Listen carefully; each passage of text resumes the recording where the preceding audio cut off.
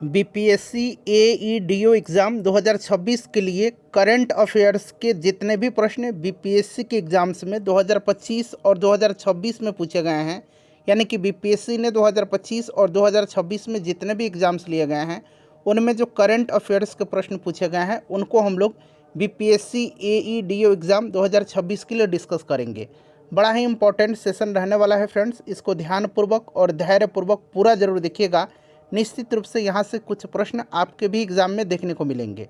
Channel पर अगर आप पहली बार आए हुए हैं तो चैनल को सब्सक्राइब कर लीजिए और जो बगल में बेल आइकन है, घंटी का निशान है, उसको भी ज़रूर दबा लीजिए ताकि जब भी बीपीएससी एईडीओ 2026 से रिलेटेड इसी तरह की इम्पोर्टेंट वीडियो अपलोड किए जाएँ तो उसका नोटिफिकेशन सबसे पहले आपके पास पहुँच जाए।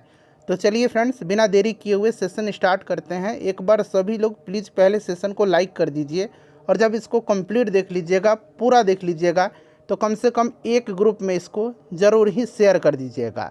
यहाँ पर आप देख सकते हैं बीपीएससी एएसओ मेंस का एग्ज़ाम 2026 में लिया गया है। बीपीएससी स्पेशल टीचर का भी एग्ज़ाम 2026 में लिया गया है।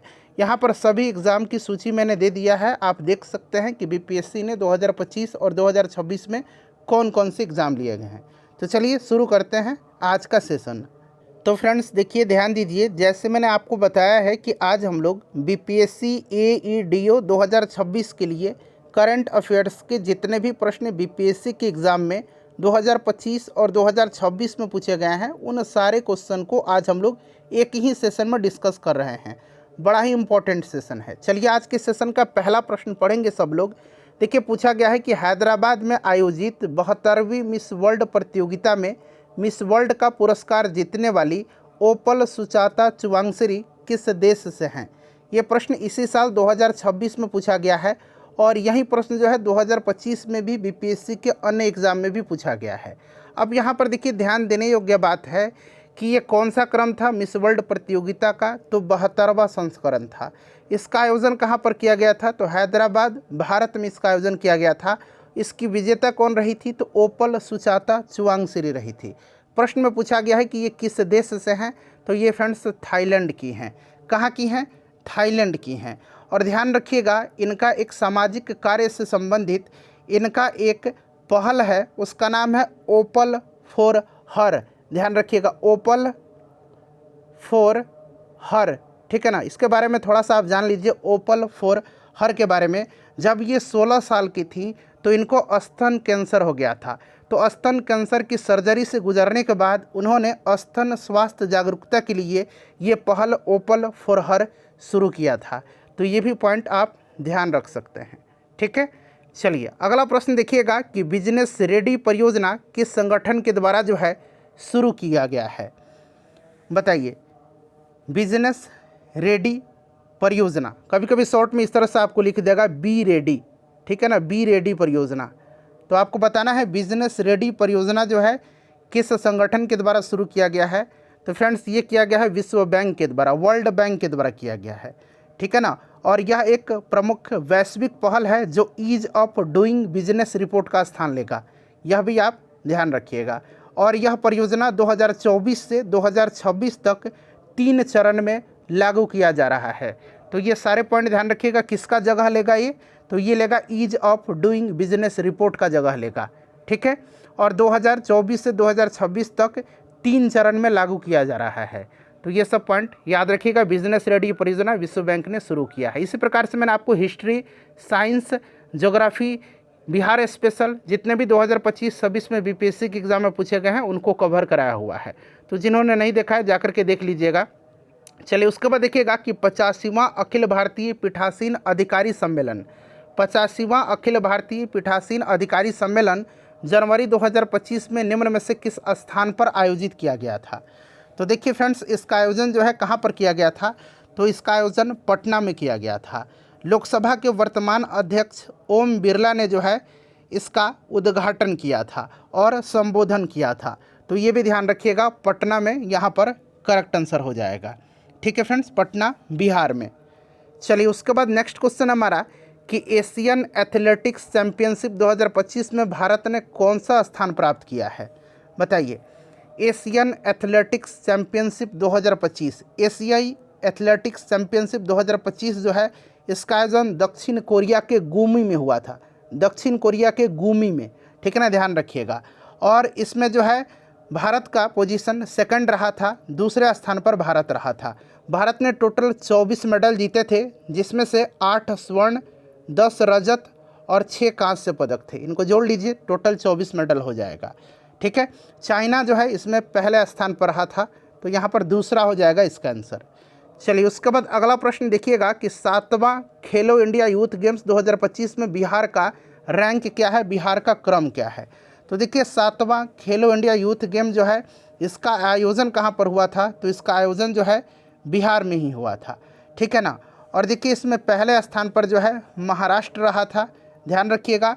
बिहार का जो स्थान है इसमें 15वां रहा था, बिहार का स्थान इसमें 15वां रहा था, ठीक है ना। बिहार ने 36 मेडल जीते थे, ध्यान रखिएगा 36। इसके बारे में आगे हम और डिटेल में चर्चा करेंगे, आगे ये कई एग्जाम में पूछा गया है, बीपीएससी के द्वारा जो एग्जाम लिया गया है। चलिए उसके बाद देखिएगा कि वर्ष 2025 में 51वां वार्षिक G7 शिखर सम्मेलन का आयोजन कहाँ हुआ था। बताइए 51वां G7 शिखर सम्मेलन का आयोजन जो है कहाँ पर हुआ था 2025 में।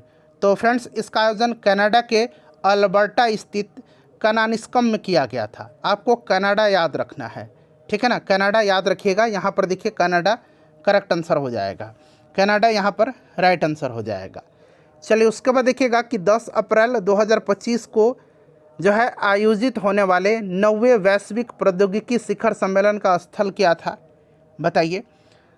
तो देखिएगा वैश्विक प्रौद्योगिकी शिखर सम्मेलन इसका जो आयोजन हुआ था ये नई दिल्ली में हुआ था, नई दिल्ली में हुआ था। और 2025 में इस शिखर सम्मेलन का थीम था प्रौद्योगिकी के युग में वैश्विक शासन, याद रखिएगा, ठीक है ना। तो यहाँ पर करेक्ट आंसर हो जाएगा आपका दिल्ली, ठीक है। चलिए उसके बाद देखिएगा कि भारतीय संसद के मानसून सत्र 2025 में बिहार की मतदाता सूची से हटाए गए नामों को लेकर के विचार रखे गए, ठीक है। यह भारतीय चुनाव आयोग की किस प्रक्रिया से संबंधित है। तो फ्रेंड्स ये जो है SIR जो है इससे संबंधित है, स्पेशल इंटेंसिव रिवीजन। इसका फुल फॉर्म भी याद रख सकते हैं, हो सकता है SIR का फुल फॉर्म पूछा जाए, स्पेशल इंटेंसिव रिवीजन, ठीक है ना, ध्यान रखिएगा। चलिए उसके बाद देखिएगा कि निम्नलिखित में से कौन सा वर्ष भारत को एक विकसित राष्ट्र बनाने का लक्ष्य का वर्ष है। तो देखिएगा भारत को एक विकसित राष्ट्र, विकसित भारत बनाने का लक्ष्य 2047 है। 2047 जो है यह भारत की स्वतंत्रता के 100 वर्ष पूरे होने का प्रतीक है, तो इसीलिए ये लक्ष्य रखा गया है 2047। अगला प्रश्न है हमारा कि 5 अगस्त 2025 को पूर्व गवर्नर श्री सत्यपाल मलिक जी का जो है निधन हो गया। वे निम्न में से किन राज्यों के राज्यपाल रहे हैं। चलिए बताइएगा सत्यपाल मलिक जी जो हैं ये किन किन राज्यों के राज्यपाल रहे हैं। तो सबसे पहले आपको याद होगा कि ये बिहार के भी राज्यपाल थे। उसके बाद अगर हम बात करते हैं तो बिहार के अलावा और किन किन राज्यों के थे, तो जम्मू कश्मीर के भी ये रह चुके थे, गोवा के भी थे, मेघालय के भी थे। साथ ही साथ देखिए उन्होंने उड़ीसा के राज्यपाल का अतिरिक्त पदभार भी संभाल चुका था इन्होंने, ठीक है ना, उड़ीसा के राज्यपाल का अतिरिक्त पदभार भी इन्होंने संभाला था, ये भी आप ध्यान रखिएगा। तो बिहार, जम्मू कश्मीर, गोवा और मेघालय यहाँ पर ऑप्शन नंबर ए में दिया गया है। साथ ही साथ ये भी याद रखिएगा कि इन्होंने उड़ीसा के राज्यपाल का जो अतिरिक्त प्रभार है ये भी इन्होंने संभाला था। चलिए उसके बाद नेक्स्ट क्वेश्चन कर लेंगे कि भारत ने 2025 दक्षिण एशियाई फुटबॉल महासंघ चैंपियनशिप में किसे हराया था। अब देखिए ये प्रश्न जो है ना थोड़ा सा कन्फ्यूज़न क्रिएट करता है। यहाँ पर 2025 लिखा हुआ है, तो आपको याद होगा कि 2025 में जो है ना, आपको अच्छे तरीके से याद होगा कि भारत ने जो है आपका सैफ अंडर 70 महिला चैम्पियनशिप जो है ये अपने नाम किया था नेपाल को हरा करके। और फिर जब अंडर 90 में आप जाएंगे तो बांग्लादेश को हरा दिया था, ठीक है ना। तो यहाँ पर खोला नहीं है कि अंडर 19 की बात हो रहा है या अंडर 70 की बात कर रहा है, ठीक है। तो आप याद रखिएगा अंडर 70 में 2025 में नेपाल को हराया था, अगस्त 2025 में भूटान में हुआ था, ठीक है। और अंडर 19 में जो है बांग्लादेश को हराया था। तो आप दोनों याद रख लीजिएगा, ठीक है ना। चलिए उसके बाद देखिएगा कि 2025 में निम्नलिखित में से जो है कौन सा देश SLIM, शॉर्ट में SLIM, इसको स्लिम बोला जाता है, ठीक है ना, स्लिम यहाँ पर देख सकते हैं, अंतरिक्ष यान को चंद्रमा पर सफलतापूर्वक उतारा और सॉफ्ट लैंडिंग करने वाला दुनिया का 5वां देश बन गया। तो ये कौन सा देश है फ्रेंड्स? तो ये देश जो है ये जापान है, ठीक है ना, जापान है, ध्यान रखिएगा। उसके बाद देखिएगा अगला प्रश्न है कि 21 से 24 अप्रैल 2025 में संयुक्त राज्य अमेरिका के उपराष्ट्रपति भारत के दौरे पर आए, उनका नाम क्या है? तो ये जेडी वेंस हैं, ठीक है ना, जेडी वेंस। चलिए उसके बाद देखिएगा कि परमाणु ऊर्जा चालित पनडुब्बी के विकास से जुड़े ऑकस सुरक्षा समझौता, यहाँ पर देखिए ऑकस AUKUS, इस समझौते में मुख्य रूप से कौन से 3 देश शामिल हैं? तो यहाँ पर देखिए A से ऑस्ट्रेलिया, UK से यूनाइटेड किंगडम और US से अमेरिका। तो यही ऑकस है, 3 देश शामिल हैं, कौन कौन से? तो ऑस्ट्रेलिया, UK और अमेरिका। तो यहाँ पर देखिए ऑस्ट्रेलिया, UK और US, ठीक है ना, तो ऑप्शन नंबर यहाँ पर C हो जाएगा। चलिए उसके बाद नेक्स्ट क्वेश्चन है कि भारतीय अंतरिक्ष अनुसंधान संगठन 2026-27 में चंद्र नमूना प्रक्षेपण वापसी के लिए कौन सा मिशन तैयार कर रहा है? तो कौन सा मिशन तैयार कर रहा है? चंद्रयान 4, ठीक है ना, कौन सा? चंद्रयान 4 की तैयारी कर रहा है। चलिए अगला प्रश्न कर लेंगे अब हम लोग। चलिए उसके बाद देखिएगा कि प्रवासी भारतीय सम्मान 2025 निम्नांकित में से किसे प्राप्त हुआ? तो देखिए ध्यान दीजिएगा, प्रवासी भारतीय दिवस सम्मेलन का आयोजन कहाँ पर हुआ था 2025 में? तो देखिए प्रवासी भारतीय दिवस सम्मेलन का 18वां संस्करण का आयोजन जो है ये उड़ीसा के भुवनेश्वर में किया गया था, ठीक है फ्रेंड्स। ये BPSC LDC मेंस में 20 सितंबर 2025 को प्रश्न पूछा गया है। अच्छा, प्रवासी भारतीय दिवस सम्मेलन 2025 का विषय क्या था? तो विकसित भारत में प्रवासी भारतीयों का योगदान। इसमें मुख्य अतिथि कौन था? तो मुख्य अतिथि त्रिनिदाद और टोबैगो के राष्ट्रपति महामहिम क्रिस्टीन कार्ला कंगालू थी। इतना पॉइंट आप याद रखिएगा। और देखिए प्रवासी भारतीय सम्मान 2025 से कई लोगों को सम्मानित किया गया है, बट जो मैं महत्वपूर्ण नाम बता रहा हूँ उससे आप ध्यान रखिएगा। पहला तो हो गया जो मुख्य अतिथि थी त्रिनिदाद और टोबैगो के राष्ट्रपति क्रिस्टीन कार्ला कंगालू, उनको भी दिया गया था। प्रोफेसर अजय राणे को भी दिया गया था। साथ ही साथ याद रखिएगा डॉक्टर सैयद अनवर खुर्शीद को भी दिया गया था और डॉक्टर कौशिक लक्ष्मीदास रमैया को भी दिया गया था। तो इतना नाम आप कम से कम ज़रूर याद रखिएगा। तो यहाँ पर हो जाएगा प्रोफेसर अजय राणे, उसके बाद डॉक्टर कौशिक लक्ष्मीदास रमैया, डॉक्टर सैयद अनवर खुर्शीद और क्रिस्टीन कार्ला कंगालू। इतना नाम आप ज़रूर याद रख लीजिएगा, ठीक है। चलिए उसके बाद हम लोग नेक्स्ट क्वेश्चन कर लेंगे। अगला प्रश्न है कि किस राज्य में जो है इंदिरम्मा आत्मीय भरोसा योजना हाल ही में शुरू किया गया है? बताइए करेक्ट आंसर क्या हो जाएगा? तो देखिए इंदिरम्मा आत्मीय भरोसा योजना जो है यह किस राज्य ने शुरू किया हुआ है? तो तेलंगाना सरकार ने शुरू किया हुआ है, ठीक है ना। इस योजना के तहत जो पात्र किसान हैं उनको प्रत्यक्ष लाभ हस्तांतरण प्रणाली के माध्यम से सीधे उनके बैंक अकाउंट में 12,000 रुपये प्राप्त होंगे और यह वित्तीय सहायता किसानों को बिना किसी आर्थिक परेशानी के बीज, उर्वरक और अन्य कृषि संबंधी उपकरण खरीदने में मदद करेगी। तो याद रखिएगा तेलंगाना हो जाएगा जिसने इंदिरम्मा आत्मीय भरोसा योजना शुरू किया हुआ है। चलिए उसके बाद देखिएगा कि विक्रम मिश्री किस पद पर हैं? तो विक्रम मिश्री जो है ना किस पद पर हैं? तो ये विदेश सचिव के पद पर हैं, ठीक है, ध्यान रखिएगा विदेश सचिव के पद पर है विक्रम मिश्री। चलिए उसके बाद देखिएगा कि बिहार दिवस 2025 का थीम क्या है? अच्छा 2025 का थीम पूछा गया है। 2025 में बिहार का 113वां स्थापना दिवस मनाया गया था, जिसका विषय क्या था? तो उसका विषय था उन्नत बिहार विकसित बिहार। अच्छा इस वर्ष 2026 में जो है बिहार का 114वां स्थापना दिवस मनाया गया है। कब मनाया जाता है? तो 22 मार्च के दिन, ठीक है ना, बिहार दिवस मनाया जाता है। तो 2026 में 114वां स्थापना दिवस मनाया गया है। और 2026 वाला थीम क्या है? तो 2026 का थीम है उन्नत बिहार उज्ज्वल बिहार, उन्नत बिहार उज्ज्वल बिहार। और 2025 का उन्नत बिहार विकसित बिहार था। 2026 का उन्नत बिहार उज्ज्वल बिहार, ठीक है। चलिए उसके बाद देखिएगा कि भारत 2025 में जो है विश्व प्रेस स्वतंत्रता सूचकांक में किस स्थान पर है, ये पूछा गया है। तो वर्ल्ड प्रेस फ्रीडम इंडेक्स जो है इसमें भारत का स्थान क्या है? अच्छा ये जारी कौन करता है? तो जारी करता है रिपोर्टर्स विदाउट बॉर्डर्स, ठीक है ना, रिपोर्टर्स विदाउट बॉर्डर जो है ये जारी करता है, क्लियर।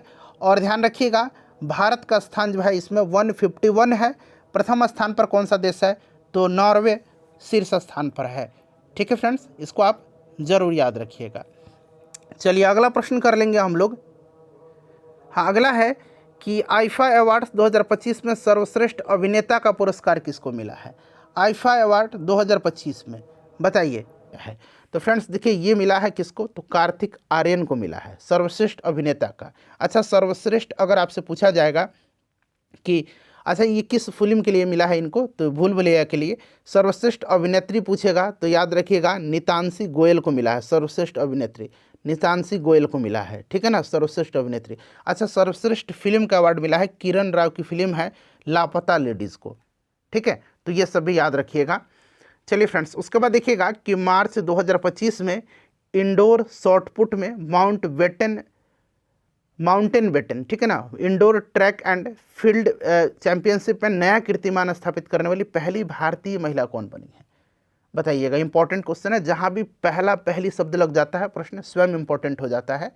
तो बताइएगा कि 2025 मार्च में इंडोर शॉटपुट में mountain baton indoor track and field championship में नया कीर्तिमान स्थापित करने वाली पहली भारतीय महिला कौन बनी है? तो ये बनी है कृष्णा जयशंकर।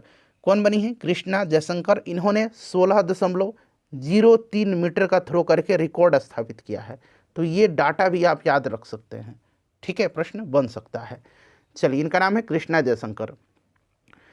उसके बाद देखिएगा किस देश ने भारत को हथियारों और रक्षा संबंधी वस्तुओं के निर्यात पर पूर्ण प्रतिबंध लगा दिया है? ये बीपीएससी एएसओ का पेपर में पूछा गया प्रश्न है। ठीक है ना, बताइएगा। तो किस देश ने जो है भारत को हथियारों और रक्षा संबंधी वस्तुओं के निर्यात पर पूर्ण प्रतिबंध लगा दिया है? तो फ्रेंड्स ये टर्की ने लगाया है। टर्की यहाँ पर राइट आंसर हो जाएगा, टर्की करेक्ट आंसर हो जाएगा। चलिए, उसके बाद देखिएगा अगला प्रश्न है कि जीडीपी, ध्यान से देखिएगा, जीडीपी, सीपीआई और आईपी के लिए, आईआईपी के लिए, ठीक है ना, यहाँ अंग्रेजी में लिखता हूँ, जीडीपी, सीपीआई और आईआईपी के लिए, ठीक है ना, आईआईपी के लिए आधार वर्ष संशोधित करके कितना कर दिया गया है? तो देखिए यहाँ पर क्रम से आपको बताना है। जीडीपी के लिए देखिए यहाँ पर क्रमशः शब्द भी लगा हुआ है। जीडीपी के लिए 2022-23, ठीक है, सीपीआई के लिए 2023-24 और आईआईपी के लिए 2022-23, ठीक है ना, यानी कि जीडीपी और आईआईपी के लिए 2022-23 और सीपीआई के लिए 2023-24, यानी कि ऑप्शन नंबर यहाँ पर डी करेक्ट हो जाएगा। और जो भी मैं आपको आंकड़ा बताऊंगा, जो भी मैं आपको यहाँ पर आंसर बताऊंगा, बिल्कुल ऑफिशियल जो आंसर है बीपीएससी का फाइनल आंसर की, वही मैं आपको बताऊंगा।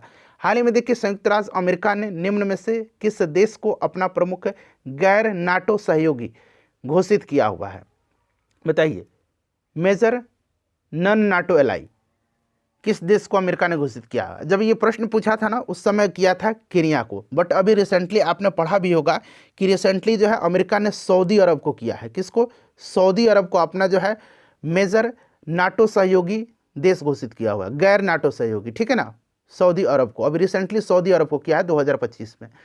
तो उस समय केन्या था, ये प्रश्न जब पूछा गया था तो उस समय सऊदी अरब का चुनाव नहीं किया था अमेरिका ने, बट अब कर लिया है, तो अब सऊदी अरब भी अब से ध्यान रखिएगा।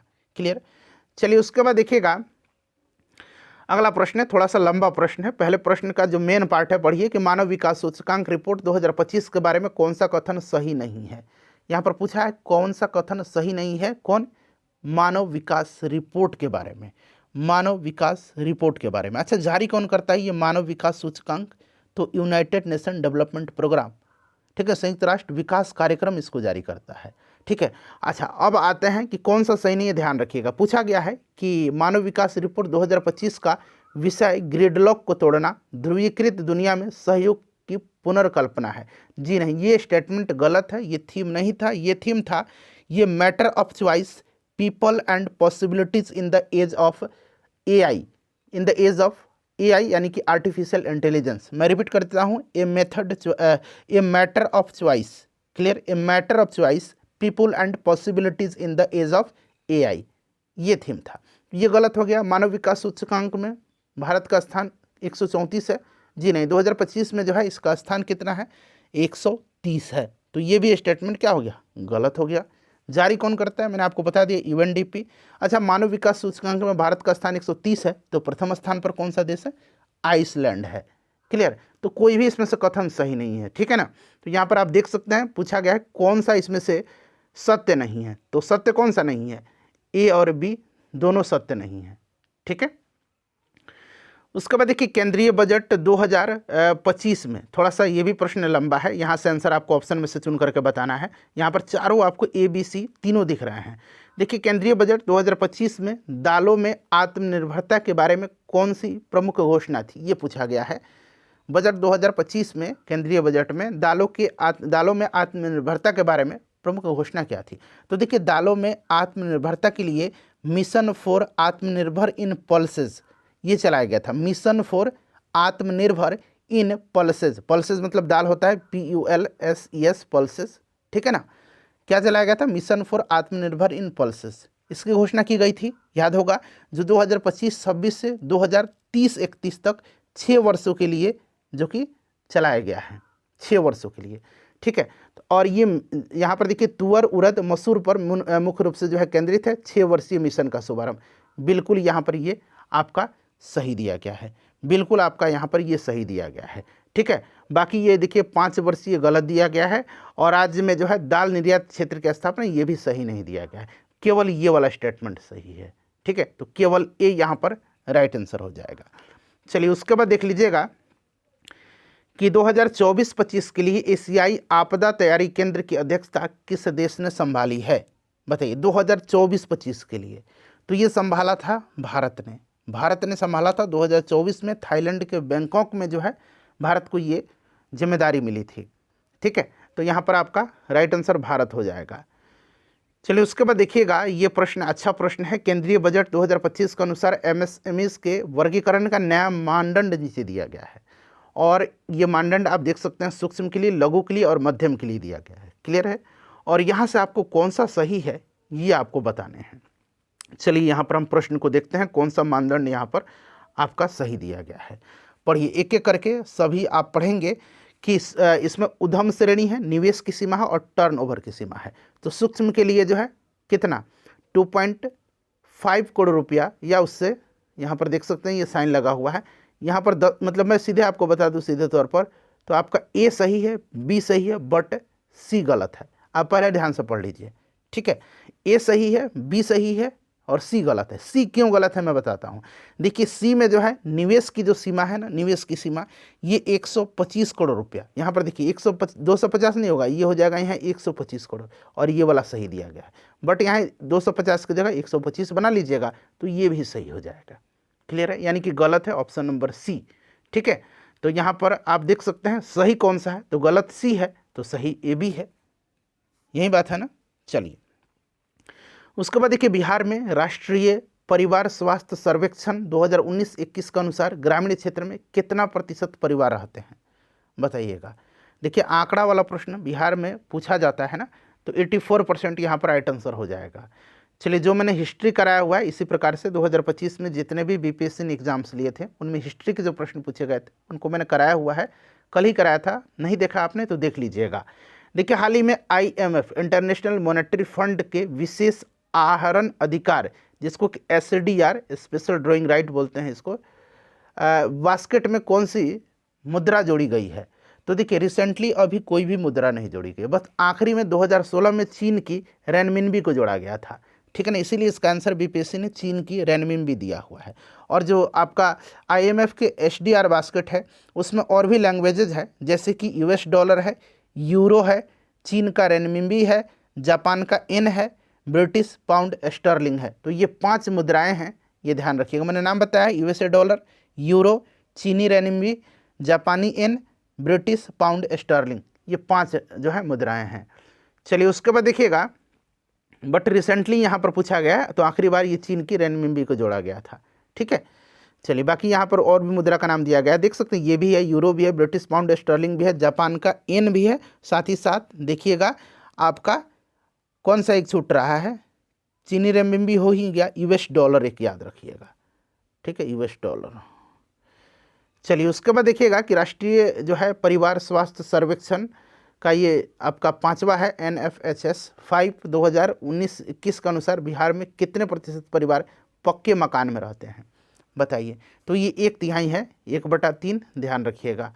चलिए उसके बाद देखिएगा कि order of Saint Andrew the apostle, ये अवार्ड है एक, order of Saint Andrew the apostle पुरस्कार हाल ही में चर्चा में रहा था। यह किस देश का सर्वोच्च नागरिक सम्मान है? चर्चा में इसलिए था कि प्रधानमंत्री जी को दिया गया था ये अवार्ड, ये रसिया का है। कहाँ का है? रसिया का सर्वोच्च नागरिक सम्मान है, याद रखिएगा। चलिए उसके बाद देखिएगा अगला प्रश्न है कि हाल ही में देखिए अन्वेषण, यहाँ पर थोड़ा छोटा कर दूँ, हाल ही में देखिए अन्वेषण लाइसेंस धारकों के लिए आंशिक अन्वेषण व्यय की प्रतिपूर्ति योजना भारत के निम्नलिखित मंत्रालयों में से किस मंत्रालय ने आरंभ किया है? तो ये किस मंत्रालय ने किया हुआ है? खान मंत्रालय ने किया हुआ है। ठीक है।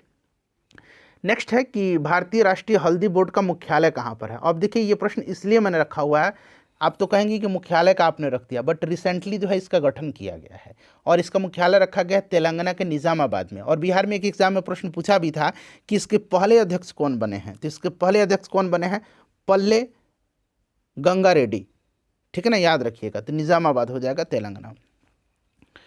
चलिए उसके बाद देखिएगा ये प्रश्न कि यूएनडीपी के मानव विकास सूचकांक, अभी मैंने बताया था कि मानव विकास सूचकांक कौन जारी करते हैं? HDI, human development index, UNDP, United Nation development programme. इसके रिपोर्ट जो 2025 है उसके अनुसार भारत में जीवन प्रत्याशा 1990 में 58.6 वर्ष थी। ये जरूर याद रख लीजिएगा, पूछ लेगा कि 1990 में कितनी थी जीवन प्रत्याशा, तो याद रखिएगा 58.6 वर्ष, जो कि 2023 में कितनी हो गई है? तो ये कितनी हो गई है फ्रेंड्स? 72 वर्ष हो गई है। 72 वर्ष राइट आंसर हो जाएगा। ठीक है। अभी ये 2025 का रिपोर्ट है, 2023 में ये 72 वर्ष हो गए, जो कि अब तक की सर्वाधिक है ये। चलिए उसके बाद देखिएगा कि फरवरी 2025 में AI action summit, artificial intelligence action summit किस शहर में आयोजित हुआ है? ये बड़ा पूछा जा रहा है, बड़ा पूछा गया है फ्रेंड्स ये। तो ये फ्रांस के पेरिस में हुआ था और भारत ने इसकी सह अध्यक्षता किया था। 2 देश थे, फ्रांस और भारत। ठीक है।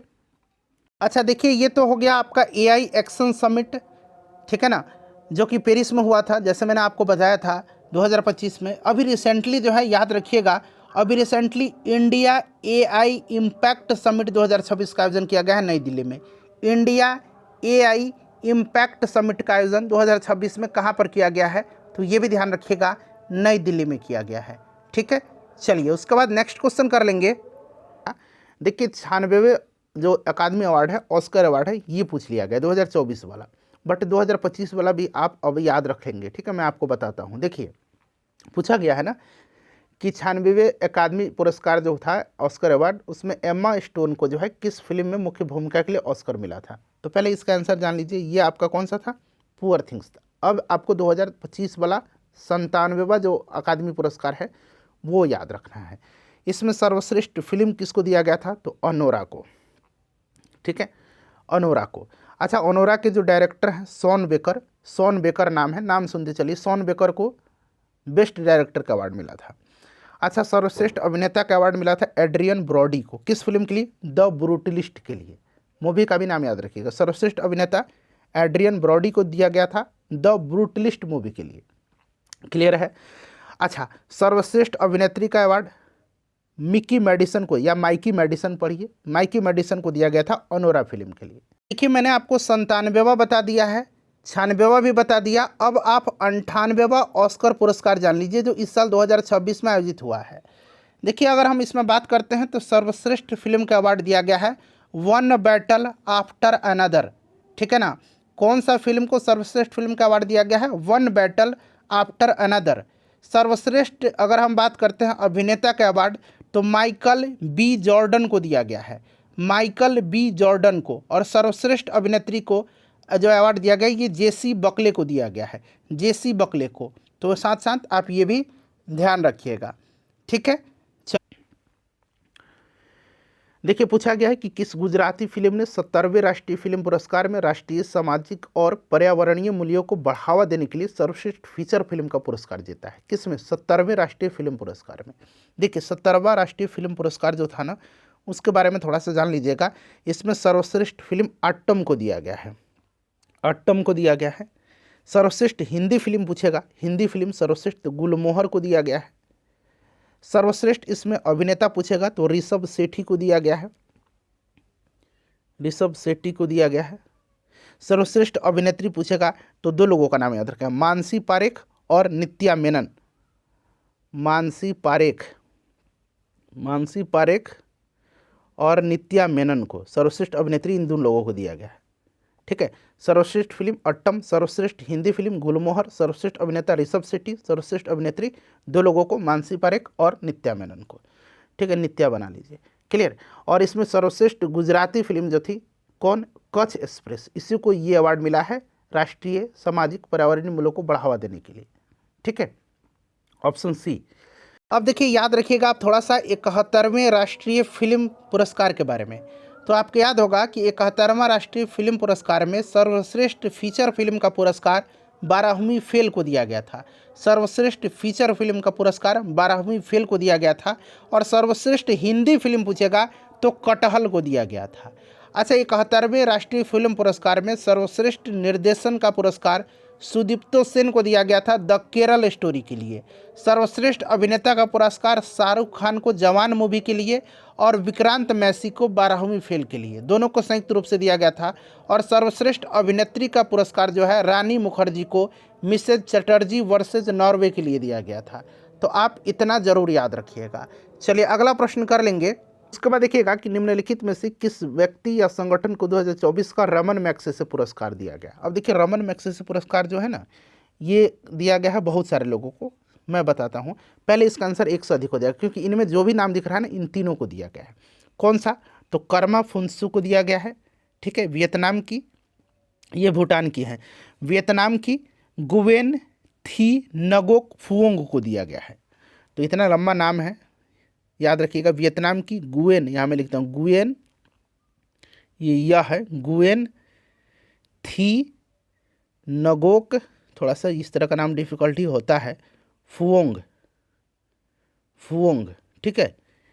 उसके बाद इंडोनेशिया का फरवीजा फरहान को दिया गया। इंडोनेशिया की हैं ये फरवीजा फरहान, इनको दिया गया है। ठीक है, 2 नाम मैंने लिख दिया। उसके बाद जापान का जो एक प्रसिद्ध एनिमेटर हैं, इनका नाम है मियाजाकी हायाओ, यहाँ पर देखिए जापान के हैं, इनको भी दिया गया है। थाईलैंड का एक आपका मूवमेंट संगठन है रूरल डॉक्टर मूवमेंट, देखिए यहाँ पर दिया गया है। तो ये 5 लोगों का नाम याद रखना है। तो यहाँ पर 3 यहाँ पर दिया गया है और 2 मैंने आपको बता ही दिया। अब देखिए इतना ध्यान रखने के बाद आप 2025 वाला जरूर याद रखिएगा, ये काफ़ी इंपॉर्टेंट है। 2025 का रमन मैग्सेसे पुरस्कार जो है ना, एक भारत का संगठन जीता है, इसका नाम है एजुकेट गर्ल्स। ठीक है ना, क्या नाम है, एजुकेट गर्ल्स जो है ये ग्रामीण क्षेत्रों में स्कूल से बाहर की लड़कियों के नामांकन और शिक्षा के लिए ये काम करता है।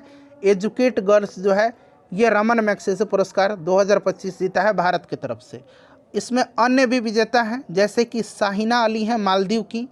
ठीक है, उसके बाद फ्लेवियानो एंटियानो एल विलाविनुआ हैं, ये फिलीपींस के। तो ये आप 3 याद रखिएगा, एक तो भारत का एजुकेट गर्ल, दूसरा शाहिना अली जो मालदीव की हैं, ठीक है ना, और फ्लावियानो एंटिनियो एल विलानुएवा ये फिलीपींस के हैं। थोड़ा सा डिफ़िकल्ट नाम है बट आप पकड़ लीजिएगा। ठीक है, चलिए एशिया का नोबेल पुरस्कार भी कहा जाता है रमन मैग्सेसे पुरस्कार को, ये भी आप ध्यान रखिएगा। चलिए अगला प्रश्न कर लेंगे। देखिएगा कि आकाश तीर के बारे में जो है कौन सा इसमें से सही दिया गया। आकाश तीर जो है एक एयर डिफेंस प्रणाली है। तो यहाँ पर देखिए आकाश तीर भारतीय सेना का एयर डिफेंस प्रणाली है, बिल्कुल सही है। सारे स्टेटमेंट से आप खुद ही पढ़ लीजिए, समय आपका मतलब अपने से पढ़िएगा तो अच्छे से आपको समझ में भी आएगा। सारे स्टेटमेंट उपरोक्त में से 1 से अधिक यहाँ पर राइट हो जाएगा। चलिए उसके बाद देखिएगा कि कौन सा दिन होलोकास्ट मेमोरियल डे के रूप में मनाया जाता है। तो देखिए फ्रेंड्स, होलोकास्ट मेमोरियल डे के रूप में मनाया जाता है 27 जनवरी को। नया प्रश्न है हम सभी के लिए। चलिए उसके बाद देखिएगा कि बानू मुश्ताक की किस पुस्तक को 2025 का अंतर्राष्ट्रीय बुकर पुरस्कार मिला है। बानू मुश्ताक को दिया गया है, नाम ध्यान रखिएगा। ठीक है ना, कन्नड़ लेखिका बानू मुश्ताक को हार्ट लैम्प के लिए, और इसका अनुवाद दीपा भस्ती ने किया हुआ है। ठीक है ना। चलिए उसके बाद देखिएगा कि 2023 में वैश्विक सेवाओं के निर्यात में निम्नलिखित में से किस देश की भारत से अधिक हिस्सेदारी थी। बताइए, वैश्विक सेवाओं के निर्यात में किस देश की भारत से अधिक हिस्सेदारी थी। तो फ्रेंड्स ये था किससे, बताइए, आयरलैंड से। तो आयरलैंड यहाँ पर करेक्ट आंसर हो जाएगा। उसके बाद देखिए निम्नलिखित में से कौन सी वस्तु अप्रैल से सितंबर 2024-25 के दौरान भारत के निर्यात के शीर्ष 10 प्रमुख वस्तुओं में से नहीं थी, यहाँ पर नहीं पूछा गया है। तो देखिए बीपीएससी ने इसका आंसर बासमती चावल दिया गया है।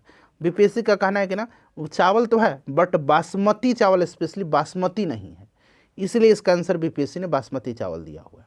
बाकी ये सब है, ठीक है ना। उसके बाद देखिएगा कि स्वास्थ्य और परिवार कल्याण मंत्रालय कि यूविन पोर्टल के बारे में निम्नलिखित में से कौन सा कथन सही नहीं है। देखिए सही नहीं पूछा गया है, बताइए कौन सा सही यहाँ पर नहीं है, ये आपसे पूछा गया है। तो यहाँ पर आप देख सकते हैं इसका ऑप्शन नंबर डी हो जाएगा, उपरोक्त में से कोई भी नहीं, ठीक है ना। चलिए उसके बाद देखिए किस संगठन ने जो है यहाँ पर देखिए संयुक्त रूप से आवास और शहरी मामलों के मंत्रालय के साथ राष्ट्रीय शहरी नवाचार स्टैक डिजिटल ब्लूप्रिंट विकसित किया है, बताइए। तो फ्रेंड्स देखिए ये विकसित किया है किसने, तो ये किया हुआ है आपका राष्ट्रीय शहरी मामले संस्थान ने, ठीक है ना, ऑप्शन नंबर बी हो जाएगा। अगला प्रश्न है हमारा कि 31 अक्टूबर 2024 तक भारतमाला परियोजना के तहत किस राज्य में सबसे अधिक निर्मित सड़क की लंबाई थी, बताइए। तो यहाँ पर जो है आपका आंसर हो जाएगा राजस्थान में, ठीक है ना, राजस्थान हो जाएगा करेक्ट आंसर।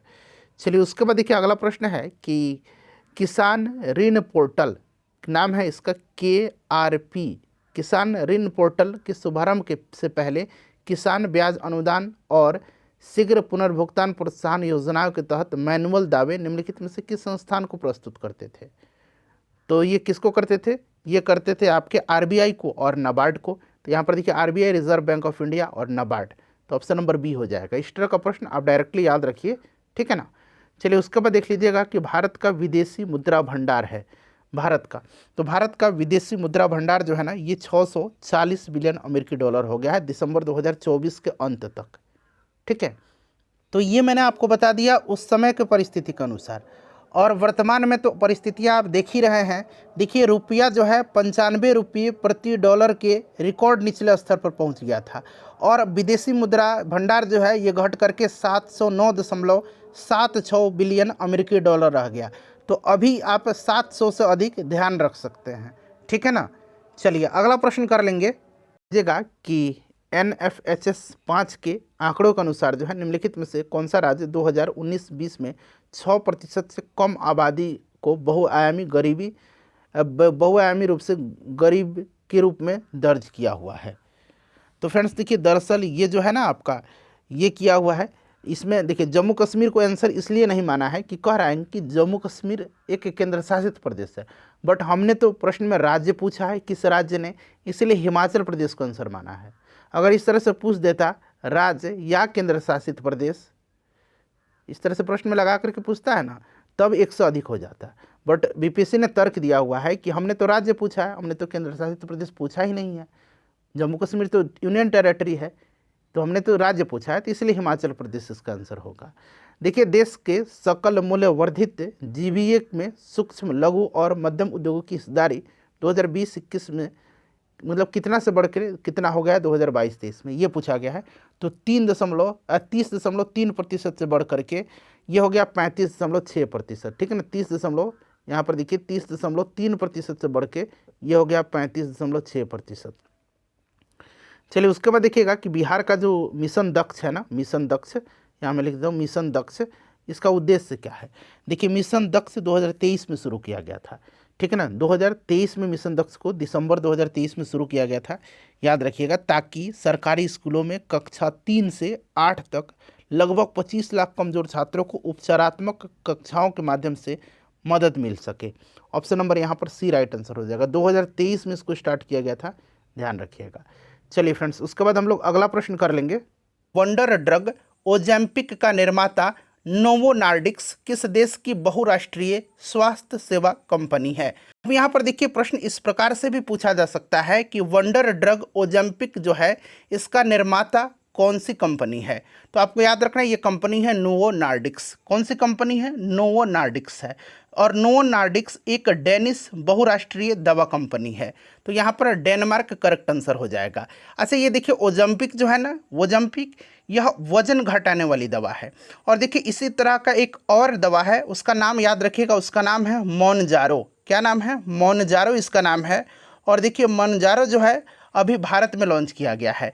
और यह अमेरिकी दवा निर्माता कंपनी जो है, इसका नाम है इस कंपनी का इली लाइली। क्या नाम है इसका? इली लाइली इसका नाम है।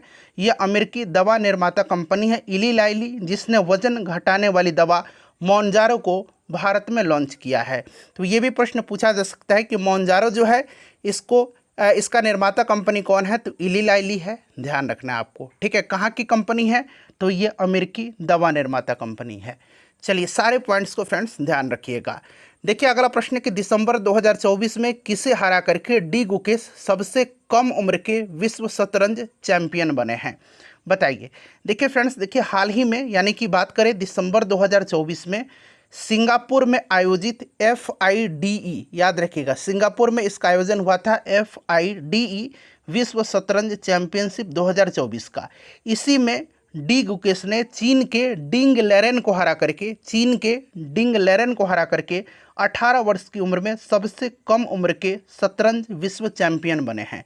तो याद रखिएगा डिंग लेरेन, और ये कहाँ के हैं फ्रेंड्स? तो ये चाइना के हैं। अच्छा, ये तो बात हो गई दिसंबर 2024 की, बट अभी रिसेंटली आप याद रखिएगा 2025 के अंत में, ठीक है ना, नवंबर 2025 में गोवा में आयोजित किया गया था 11वें FIDE, ठीक है ना, 11वें FIDE, ठीक है ना, याद रखिएगा FIDE विश्व जो है शतरंज विश्व कप। इसमें जो है ना याद रखिएगा उज्बेकिस्तान के 19 वर्षीय जो हैं ग्रैंड मास्टर हैं, इनका नाम क्या है? इनका नाम है जावोखिर सिंदारोव। यहाँ मैं लिख देता हूँ नाम, ठीक है ना, याद रखिएगा जावोखिर सिंदारोव। ये उज्बेकिस्तान के हैं, ये 19 वर्ष के हैं। इन्होंने जो है ना इसमें खिताब जीत करके सबसे कम उम्र के चैंपियन बनने का रिकॉर्ड इन्होंने बनाया है, ये आप ध्यान रखिएगा। ठीक है, उन्होंने फाइनल में चीन के वेई को टाई ब्रेक में हराया था। ठीक है, तो ये नाम आप जरूर याद रखिएगा। चलिए नेक्स्ट क्वेश्चन कर लेंगे। चलिए उसके बाद देखिएगा, ये प्रश्न अच्छा है। प्रश्न पढ़ेंगे कि भारत के शुभांशु शुक्ला के साथ साथ किन अन्य देशों के अंतरिक्ष यात्री 2025 में अंतर्राष्ट्रीय अंतरिक्ष स्पेस जाने वाले, मतलब अंतर्राष्ट्रीय अंतरिक्ष स्टेशन जाने वाले एक्सियोम 4 मिशन का हिस्सा थे? अच्छा ध्यान रखिएगा, ये शुभांशु शुक्ला जो है ना, ये आपके अंतर्राष्ट्रीय अंतरिक्ष स्टेशन जाने वाले ये पहले भारतीय हैं। और ये कौन से मिशन से गए थे? तो एक्सियोम 4 मिशन से। ठीक है, आपको याद रखना है। और देखिए इनके साथ और भी लोग गए थे, जैसे कि आपको याद रखना है अमेरिका की है पेगी विट्सन। ठीक है ना, तो एक तो अमेरिका की हो गई पेगी विट्सन, ठीक है। एक पोलैंड के हैं, इनका नाम है सलावोज उजनानस्की विस्निवस्की। थोड़ा सा नाम डिफिकल्ट है बट ये नाम याद रखिएगा, ये पोलैंड के हैं सलावोज। आप जरूर इनका नाम, मतलब पहला वाला जो वर्ड है सलावोज, वो याद रखिएगा। ठीक है, उसके बाद हंगरी के, तो यहाँ पर देखिए पोलैंड भी हो गया, और एक हंगरी के हैं, इनका नाम है टीबर कापू। इनका नाम क्या है? टीबर कापू है। ठीक है, तो ये 3 व्यक्ति इनके साथ गए थे शुभांशु शुक्ला के अलावा, तो आपको याद रखना है। तो देखिए यहाँ पर हो जाएगा आपका एक ऑप्शन 1, मतलब यहाँ पर देख सकते हैं 1, 3 और 4। यहाँ से राइट आंसर आपको चुन करके बताना है, तो 1, 3 और 4 यहाँ पर करेक्ट आंसर हो जाएगा। ठीक है, तो सारे पॉइंट्स को फ्रेंड्स आप ध्यान रखते चलिएगा। चलिए उसके बाद देखिए अगला प्रश्न पूछा गया है कि फ्रेंच ओपन 2025 प्रतियोगिता में महिला एकल की विजेता कौन थी? अच्छा फ्रेंड्स देखिए, फ्रेंच ओपन यहाँ पर महिला एकल पूछा गया, हो सकता है कि आपसे पुरुष एकल भी पूछ लिया जाए। तो सबसे पहले मैं बता देता हूँ आपको, फ्रेंच ओपन 2025 पुरुष एकल का खिताब जीता है कार्लोस अल्कराज ने। किसने जीता है? कार्लोस अल्कराज ने। ठीक है ना, किसने जीता है? कार्लोस अल्कराज ने जीता है। कार्लोस अल्कराज ने जीता है। कार्लोस अल्कराज जो है ये स्पेन के हैं, और इन्होंने फाइनल में जैनिक सिनर को हराया है। जैनिक सिनर को इन्होंने फाइनल में हराया है। जैनिक सिनर जो है ये कहाँ के हैं? जैनिक सिनर, तो जैनिक सिनर इटली के हैं। ठीक है ना, तो ध्यान रखिएगा, पुरुष एकल फ्रेंच ओपन 2025 का विनर कार्लोस अल्कराज हैं। ये स्पेन के हैं, हराया है इन्होंने जैनिक सिनर को, जो कि इटली के हैं। अच्छा अब बात करते हैं यहाँ पर जो प्रश्न पूछा गया है महिला एकल फ्रेंच ओपन 2025। तो देखिए ये जीता है किसने? तो ये जीता है आपका कोको गॉफ ने। कोको गॉफ ने जीता है। ठीक है ना, कोको गॉफ ने जीता है। ये अमेरिका की हैं कोको गॉफ, और इन्होंने जो है बेलारस के आर्याना सबलेंका को हराया है। तो यहाँ पर कोको गॉफ राइट आंसर हो जाएगा। ठीक है, तो ये आपका हो गया फ्रेंच ओपन 2025।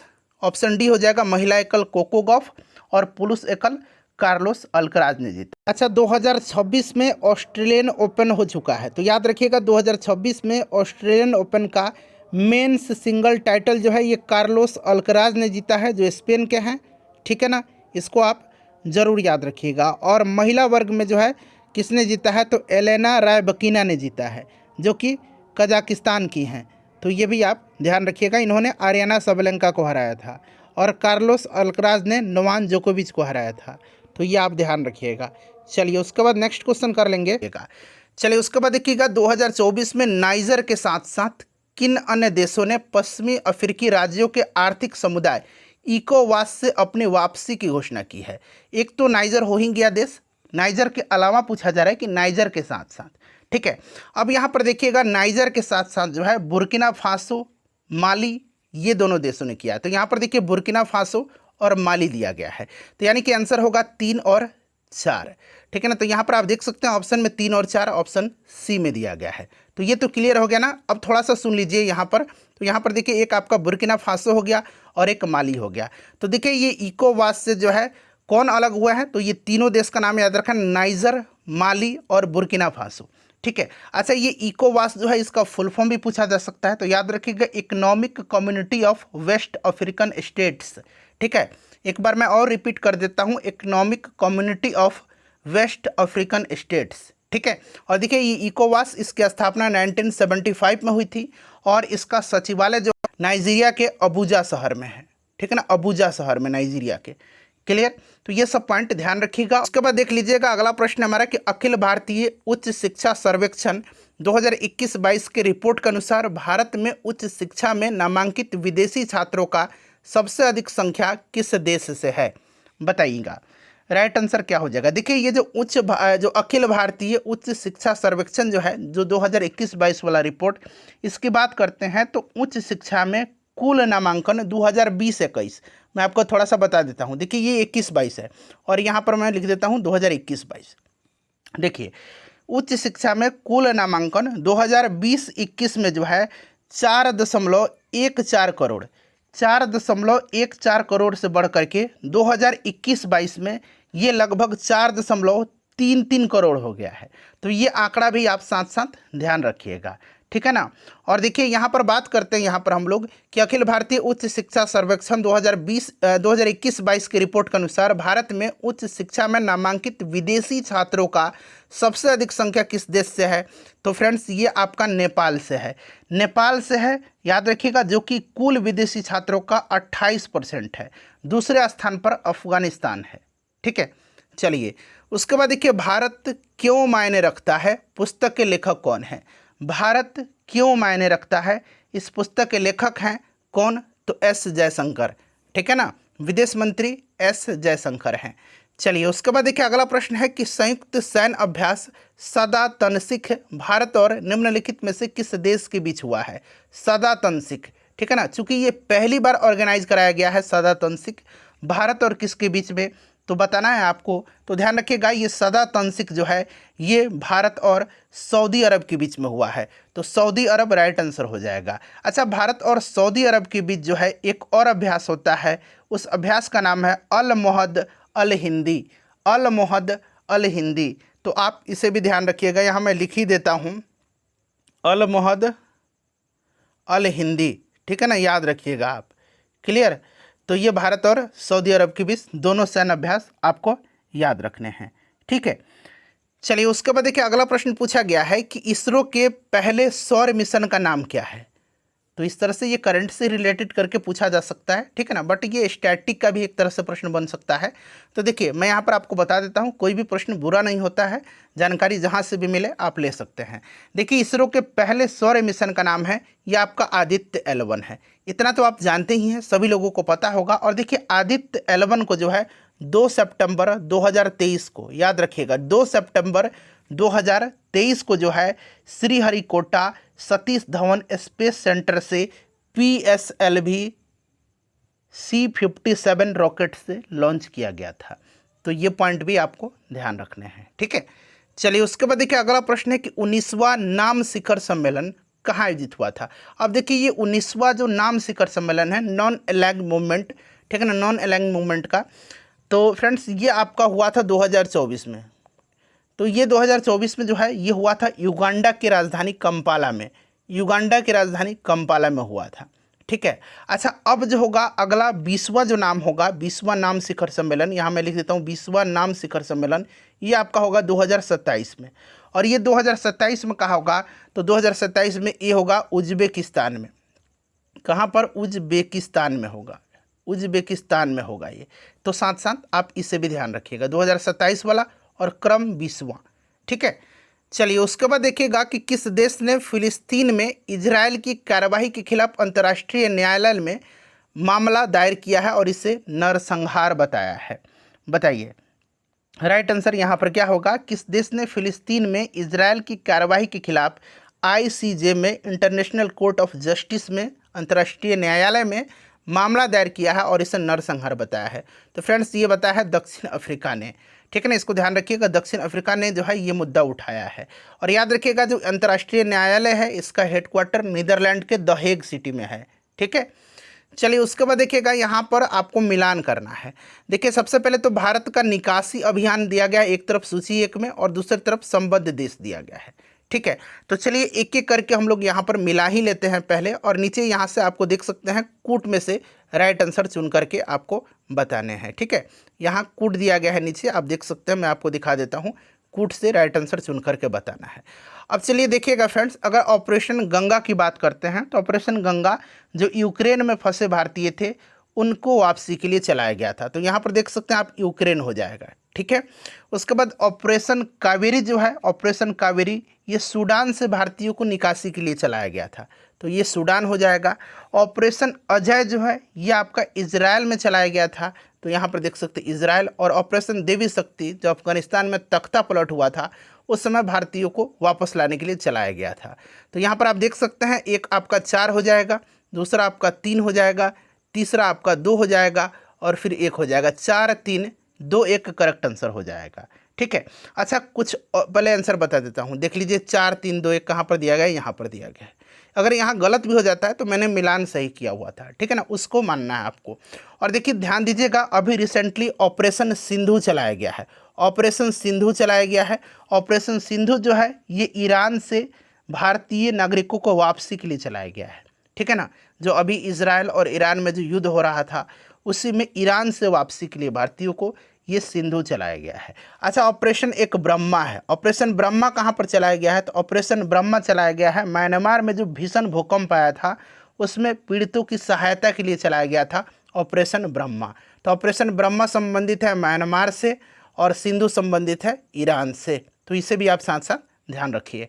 चलिए उसके बाद देखिएगा कि किस कंपनी ने भारत की आकाश तीर वायु रक्षा प्रणाली विकसित की है। आकाश तीर, ठीक है ना, देखिए आकाश तीर को किसने जो है ये वायु रक्षा प्रणाली है और इसको विकसित किया है BEL ने, शॉर्ट में याद रखिएगा BEL। इसका फुल फॉर्म क्या होता है, तो भारत इलेक्ट्रॉनिक्स लिमिटेड होता है। तो यहाँ पर option number B correct answer हो जाएगा, भारत इलेक्ट्रॉनिक्स लिमिटेड। तो देखिए भारत इलेक्ट्रॉनिक्स लिमिटेड ने DRDO और इसरो के सहयोग से आकाश तीर को विकसित किया है। ठीक है, तो आप इसे भी साथ साथ ध्यान रख सकते हैं। क्लियर। चलिए और देखिए आपको याद होगा कि अभी जो है एक आकाश प्राइम का जो है सफल परीक्षण किया गया रिसेंटली भारतीय सेना के द्वारा। आकाश प्राइम, आकाश तीर है ये, और एक आकाश प्राइम, यहाँ मैं लिख देता हूँ, आकाश प्राइम का रिसेंटली भारतीय सेना के द्वारा सफल परीक्षण किया गया है जिसको DRDO ने बनाया है। तो साथ साथ आप इसे भी ध्यान रखिए। चलिए उसके बाद देखिएगा कि निम्नलिखित में से कौन एल रूट सर्वर प्राप्त करने वाला देश का पहला राज्य बन गया। देखिए जहाँ भी पहला वर्ड लग जाता है प्रश्न खुद में इंपॉर्टेंट बन जाता है, तो वही है कि एल रूट सर्वर प्राप्त करने वाला देश का पहला राज्य। तो देखिए एल रूट सर्वर प्राप्त करने वाला भारत का पहला राज्य राजस्थान बना है और इस सर्वर को राजस्थान के भामाशाह स्टेट डाटा सेंटर में स्थापित किया गया है। यहाँ राज्य को निर्बाध इंटरनेट कनेक्टिविटी प्रदान करेगा यह, जिससे ई-गवर्नेंस सेवाएं बेहतर होंगी और इंटरनेट संरचना को मजबूती प्रदान होगी। तो ये राजस्थान जो है आपका एल रूट सर्वर प्राप्त करने वाला पहला स्टेट बन गया है। Option B. कहाँ इसको स्थापित किया गया है, तो राजस्थान के भामाशाह स्टेट डाटा सेंटर में, भामाशाह स्टेट डाटा सेंटर में, ठीक है ना, डाटा सेंटर में, याद रखिएगा इसको, ठीक है। चलिए उसके बाद अगला प्रश्न कर लेंगे कि बिहार पर्यटन नीति 2023 के अंतर्गत 50 करोड़ रुपए से अधिक के निवेश के लिए दी जाने वाली अधिकतम पूंजी सब्सिडी प्रतिशत कितना है। बिहार पर्यटन नीति 2025 के अंतर्गत देखिए 50 करोड़ रुपए से अधिक निवेश के लिए दी जाने वाली अधिकतम पूंजी सब्सिडी प्रतिशत क्या है। देखिए ध्यान दीजिएगा फ्रेंड्स, अगर हम बात करते हैं तो आपको याद रखना है कि 10 करोड़ रुपये तक के निवेश के लिए 30% की सब्सिडी है, 10 करोड़ रुपये तक की, ठीक है, 10 करोड़ की। और प्रश्न में पूछा गया 50 करोड़ रुपये से अधिक, तो 50 करोड़ रुपये से अधिक के लिए 25% है। चलिए उसके बाद देखिएगा कि स्कैल्प, ठीक है ना, स्कैल्प मिसाइल है, इसको किसने संयुक्त रूप से विकसित किया है। अब देखिए स्कैल्प जो है अभी रिसेंटली चर्चा में रहा था। देखिए स्कैल्प जो है इसको पहले मैं बता देता हूं कि इसको ब्रिटेन और फ्रांस ने विकसित किया है, इसको ब्रिटेन और फ्रांस ने विकसित किया है स्कैल्प को। और देखिए अभी रिसेंटली जो ऑपरेशन सिंदूर है, ऑपरेशन सिंदूर के दौरान भारतीय राफेल फाइटर जेट से स्कैल्प मिसाइल दागी गई थी, ठीक है ना। और देखिए यूके और फ्रांस ने इसको विकसित किया है, और यूके में जो है इसको बोला जाता है स्टॉर्म शैडो, स्टॉर्म शैडो के नाम से इसको जाना जाता है यूके में, स्टॉर्म शैडो के नाम से, ठीक है ना। इसको भी आप साथ साथ ध्यान रखिएगा। चलिए उसके बाद देखिए अगला प्रश्न है कि हाल ही में देखिए किस मंत्रालय ने नई दिल्ली में हरित योग कार्यक्रम शुरू किया है। हरित योग कार्यक्रम शुरू किया है, बताइए हरित योग कार्यक्रम। तो देखिए इसको डेवलप किया है किसने, मतलब कार्यक्रम इसको स्टार्ट किसने किया है। तो फ्रेंड्स इसको किया है आयुष मंत्रालय ने, किसने, आयुष मंत्रालय ने किया है, तो ध्यान रखिएगा आपको। चलिए उसके बाद देखिएगा कि हाल ही में आयोजित विश्व ऑडियो विजुअल और मनोरंजन शिखर सम्मेलन वेब्स 2025 का आयोजन किस शहर में हुआ है। तो इस तरह से भी सीधे आपसे पूछा जाएगा वेब्स 2025 का आयोजन, तो दोनों तरीके से याद रखिएगा, विश्व ऑडियो विजुअल और मनोरंजन शिखर सम्मेलन, या अंग्रेजी में शॉर्ट में इसको वेब्स भी याद रखिएगा। तो देखिए इसका आयोजन कहाँ पर किया गया है, तो वेब्स 2025 का आयोजन मुंबई में किया गया है, जियो वर्ल्ड कन्वेंशन सेंटर में, ठीक है ना, मुंबई में हुआ है इसका आयोजन, जियो वर्ल्ड कन्वेंशन सेंटर मुंबई में, तो यहाँ पर बॉम्बे हो जाएगा, ठीक है। चलिए उसके बाद देखिएगा कि पुरुषों के एशिया कप हॉकी 2025 की मेजबानी कौन सा भारतीय राज्य कर रहा है।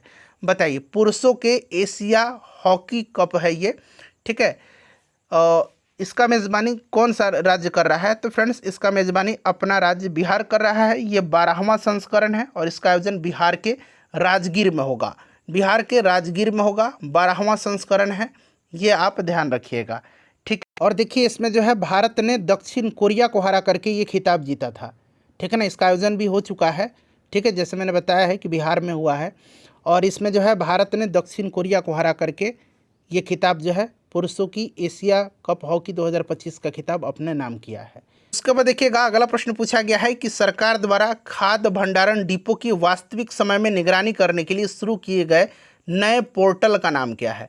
बताइए इस पोर्टल का नाम आपको बताना है। सरकार के द्वारा खाद्य भंडारण डिपो की वास्तविक समय में निगरानी के लिए शुरू किए गए पोर्टल का नाम क्या है, बताइए राइट आंसर इसका क्या हो जाएगा। तो फ्रेंड्स देखिए इस पोर्टल का नाम जो है, इसका नाम है डिपो दर्पण। इसका नाम क्या है, इसका नाम है डिपो दर्पण। और इसका उद्देश्य क्या है, तो इसका उद्देश्य देश भर में खाद्यान्न भंडारण डिपो में उच्चतम गुणवत्ता और प्रदर्शन मानकों को सुनिश्चित करना है। तो याद रखिएगा डिपो दर्पण, ठीक है। चलिए अगला प्रश्न कर लेंगे कि ग्लोबल डिजिटल वेलबींग इंडेक्स 2025 में कौन सा देश शीर्ष पर है। ग्लोबल डिजिटल वेलबींग इंडेक्स 2025 में कौन सा देश शीर्ष पर है।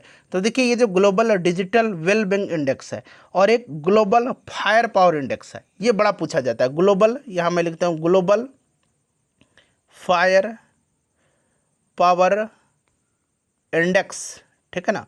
देखिए ग्लोबल वेलबींग इंडेक्स मतलब ग्लोबल डिजिटल वेलबींग इंडेक्स में प्रथम स्थान पर भारत है, ठीक है ना। प्रथम स्थान पर जो है 67, भारत के स्कोर है 67 आउट ऑफ 100, ठीक है ना। 67 आउट ऑफ 100 यानी कि 67 स्कोर मिला है पूरे 100 में भारत को, और भारत प्रथम स्थान पर है। और ये ग्लोबल फायर पावर इंडेक्स है, इसमें भारत का स्थान चौथा है, ठीक है ना। तो दोनों आप ध्यान रखिएगा।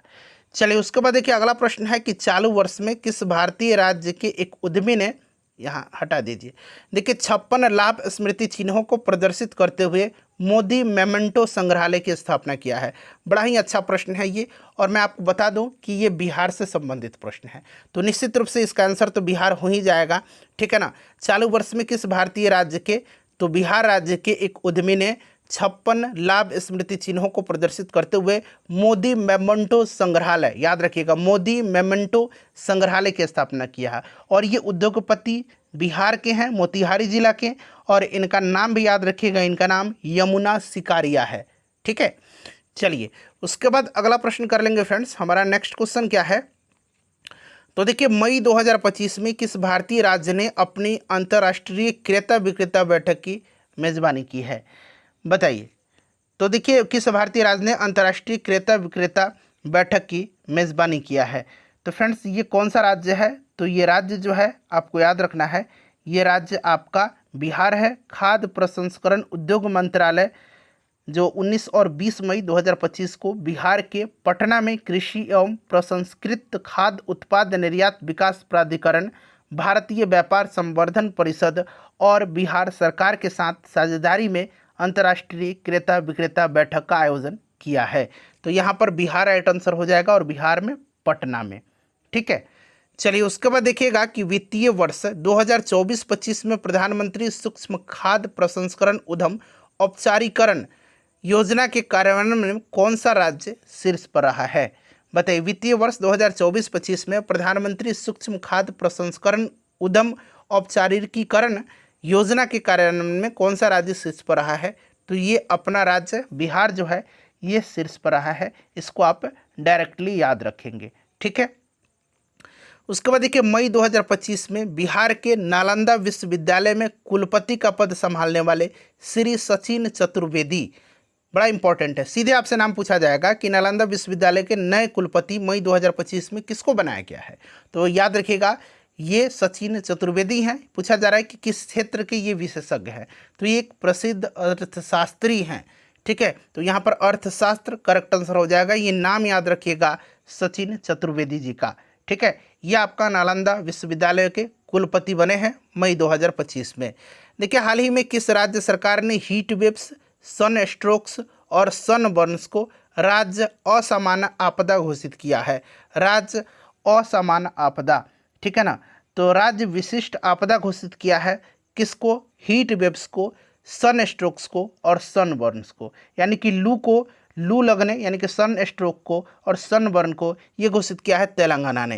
किसने घोषित किया है, तेलंगाना ने। और इस घोषणा से पीड़ितों के परिवारों को वित्तीय राहत और राज्य आपदा प्रतिक्रिया कोष से सहायता भी मिलेगी, ठीक है ना। तो इसको भी आप ध्यान रखना है आपको।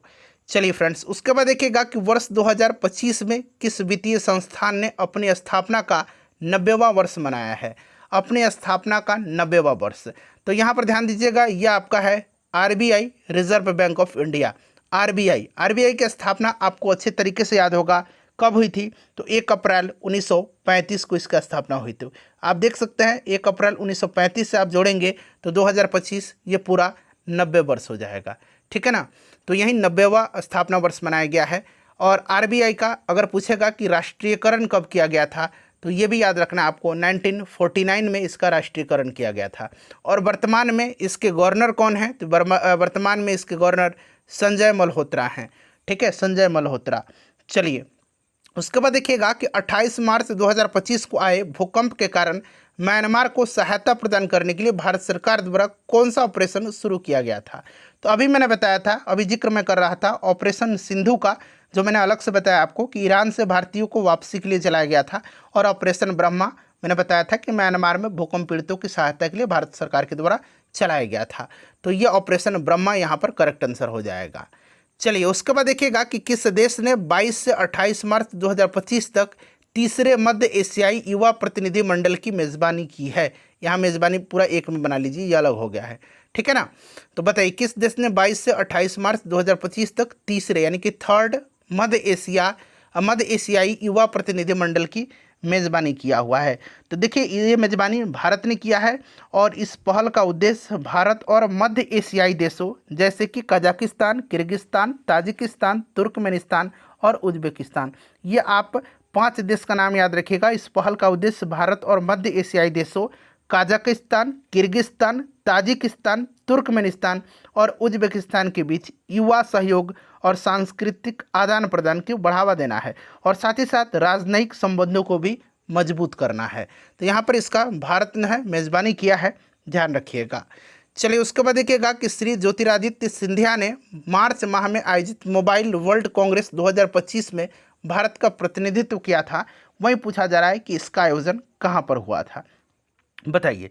तो देखिए ये जो आपको याद रखना है, मोबाइल वर्ल्ड कांग्रेस 2025, इसका नेतृत्व किसने किया है इसमें, तो ज्योतिरादित्य सिंधिया ने किया है और इसका आयोजन स्पेन के बार्सिलोना में किया गया था।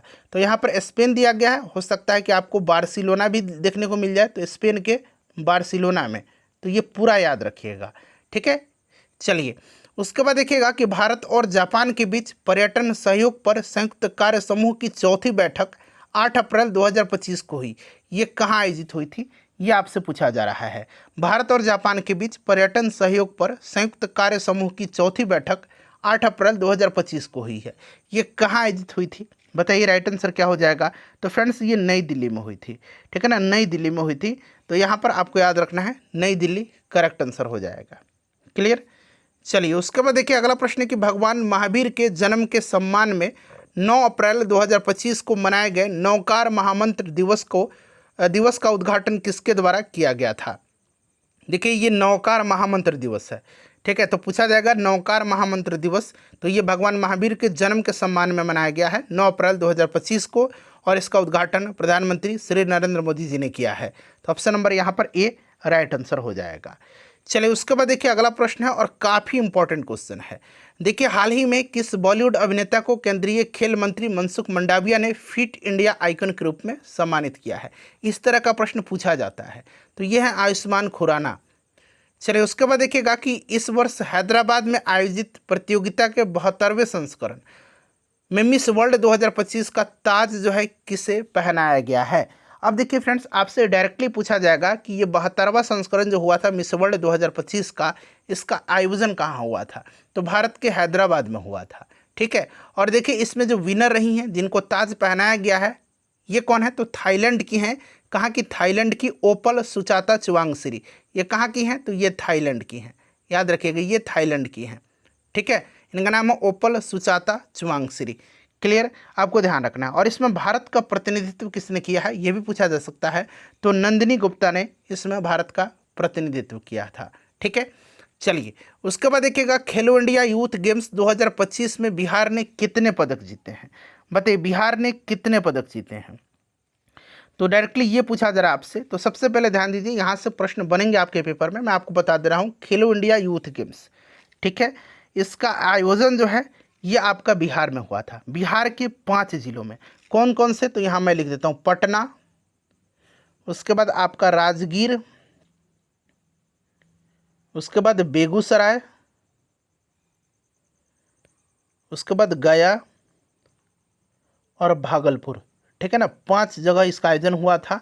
और कुछ गेम जो नाम बता रहा हूँ याद रखिएगा, जिम्नास्टिक, शूटिंग और साइकिलिंग, ये 3 गेम का आयोजन नई दिल्ली में हुआ था, ठीक है ना। केवल 3 गेम हैं, जिम्नास्टिक, शूटिंग और साइकिलिंग, सिर्फ इन्हीं का आयोजन दिल्ली में हुआ था। बाकी सारे आयोजन बिहार में आयोजित किए गए थे, ठीक है फ्रेंड्स। अच्छा शुभंकर गजसिम्हा था इसका, शुभंकर क्या था, तो गजसिम्हा है, ठीक है, इसको भी ध्यान रखिएगा। अच्छा इसमें मेडल टेबल में पहला स्थान राजस्थान को मिला है। राजस्थान ने टोटल राजस्थान नहीं महाराष्ट्र ने, और महाराष्ट्र को टोटल 158 मेडल जीते हैं।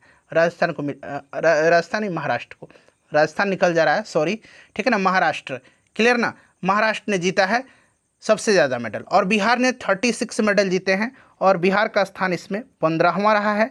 बिहार ने 7 गोल्ड, 11 सिल्वर और 18 ब्रॉन्ज मेडल जीते हैं। तो ये साथ साथ आप याद रखिएगा, ठीक है। चलिए उसके बाद अगला प्रश्न है कि हाल ही में कौशल विकास एवं उद्यमिता मंत्रालय ने किसके साथ मिलकर के महिलाओं के लिए AI कैरियर शुरू किया हुआ है।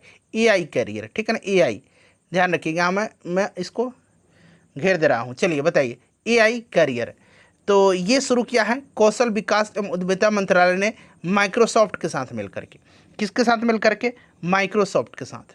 चलिए उसके बाद देख लीजिएगा कि विकसित भारत 2047 का क्या अर्थ है। अब देखिए 2047 जो है ना, हमारी आज़ादी का पूरा 100 साल हो जाएगा उस समय, यानी कि हमारी आज़ादी की 100वीं वर्षगांठ पर आपको ध्यान रखना है कि पूर्ण विकसित राष्ट्र के रूप में इसको स्थापित करना है भारत को।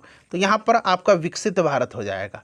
चलिए उसके बाद देख लीजिएगा कि भारत ने 2000 से लेकर के 2024 के बीच शुल्क योग्य वस्तुओं पर औसत प्रशुल्क दर में कमी की है कितना। तो ये डायरेक्टली आपको याद रख लेना है, ठीक है ना, 48.9 से 17.3%, ठीक है। चलिए उसके बाद देख लीजिएगा कि 2024 में विदेशी मुद्रा भंडार में भारत की रैंकिंग क्या थी, 2024 में पूछा जा रहा है। तो देखिए 2024 की बात करते हैं तो 2024 के अंत तक भारत चौथे स्थान पर रहा है। चीन, जापान, स्विट्जरलैंड के बाद भारत चौथे स्थान पर रहा है। तो यहाँ पर आपका चतुर्थ स्थान हो जाएगा। उसके बाद देखिएगा कि विश्व में सीमेंट उत्पादन में भारत का स्थान क्या है। तो देखिए सीमेंट उत्पादन में चाइना पहले नंबर पर है और भारत दूसरे नंबर पर है। चाइना पहले नंबर पर है सीमेंट के उत्पादन में, ठीक है।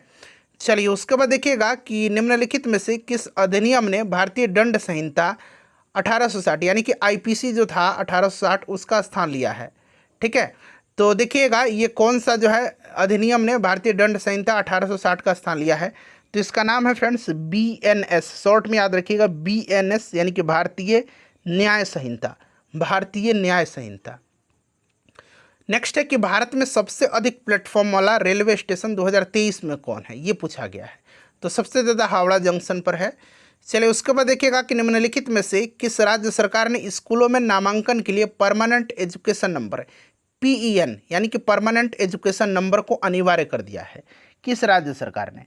तो देखिए ये राज्य सरकार जो है ये बिहार ने किया हुआ है। बिहार ने जो है परमानेंट एजुकेशन नंबर को जो है अनिवार्य कर दिया है और इससे फर्जी नामांकन पर रोक लग जाएगी, ठीक है ना। इस तरह से आप इसको ध्यान रखिएगा, सिर्फ इतना इंपॉर्टेंट है कि बिहार सरकार ने किया है, क्लियर, इसको आप ध्यान रखिएगा। चलिए तो यहाँ पर बिहार राइट आंसर हो जाएगा। देखिए फरवरी 2025 में गूगल कंपनी भारत के बेंगलोर शहर में अपना सबसे बड़ा कैंपस किस नाम से खोला है। तो प्रश्न ये भी बन जाएगा कि कहाँ पर जो है गूगल ने फरवरी 2025 में अपना भारत में सबसे बड़ा कैंपस खोला है, तो बेंगलोर में, और इसका नाम क्या है। तो इसका नाम भी आपको याद रखना है। इसका नाम क्या है फ्रेंड्स, तो बताइए। तो इसका नाम है अनंता, अनंत या अनंता, अंग्रेजी में आपको अनंता मिल जाएगा, ठीक है। चलिए उसके बाद देखिए देश के पहले बाल कैंसर अस्पताल की स्थापना कहाँ पर की गई है। देश के पहले बाल कैंसर अस्पताल, देखिए इसका जो है मुख्यमंत्री नीतीश कुमार ने जो है बिहार की जो राजधानी पटना है, पटना के फुलवारी शरीफ में एक चाइल्ड स्पेशल कैंसर अस्पताल की आधारशिला रखी थी। और देखिए यह अस्पताल जो है अपनी तरह का पहला केंद्र होगा जहां विशेष रूप से 18 साल तक के बच्चों के कैंसर का इलाज किया जाएगा। तो यहाँ पर फुलवारी शरीफ बना लीजिए, ठीक है ना, यहाँ पर फुलवारी शरीफ बना लीजिए। ये इंग्लिश में सही दिया गया है, मैंने देखा है, ये हिंदी में टाइपिंग में गलती हुआ है, तो यहाँ पर मैं खुद ही लिख देता हूँ, ठीक है ना, Phulwari Sharif, clear.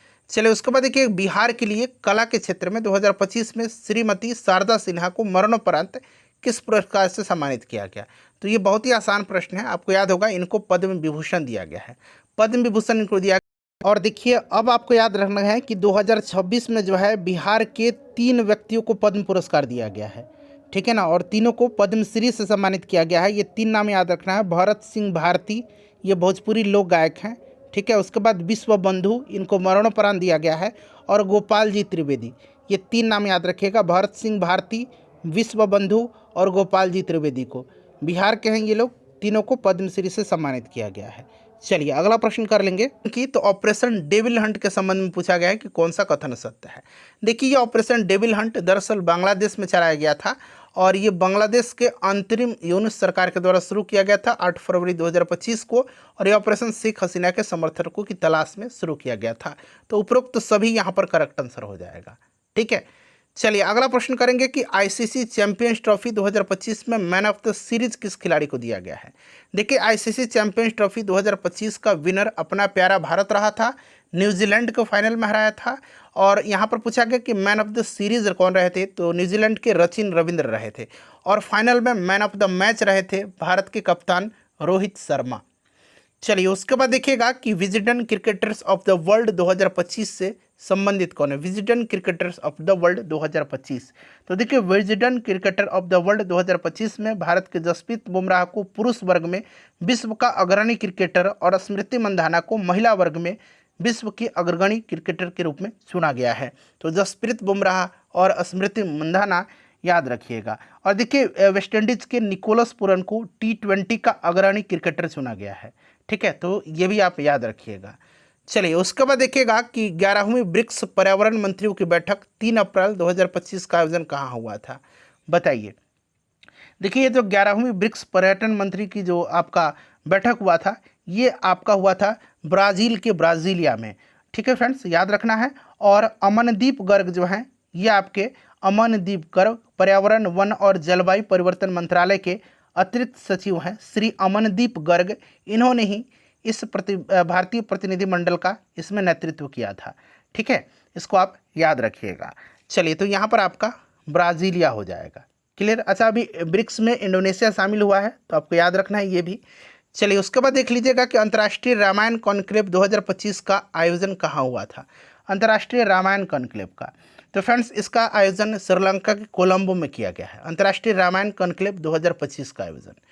Next question करेंगे कि यूनेस्को द्वारा अप्रैल 2025 में विश्व स्मृति रजिस्टर में भारतीय धरोहर शामिल कौन है, शामिल बना लीजिए, बताइए। वर्ल्ड मेमोरी रजिस्टर जो है यूनेस्को का, उसमें श्रीमद् भगवत गीता और भरत मुनि के नाट्य शास्त्र को शामिल किया गया है, ये आपको याद भी होगा। ठीक है, चलिए अगला प्रश्न है हमारा कि अमेरिका के द्वारा फरवरी 2025 में किस अंतर्राष्ट्रीय संगठन से अपने को अलग कर लिया गया है। देखिए फरवरी 2025 में किया गया था UNHRC से। ठीक है, यानी कि संयुक्त राष्ट्र मानवाधिकार परिषद से अलग किया था।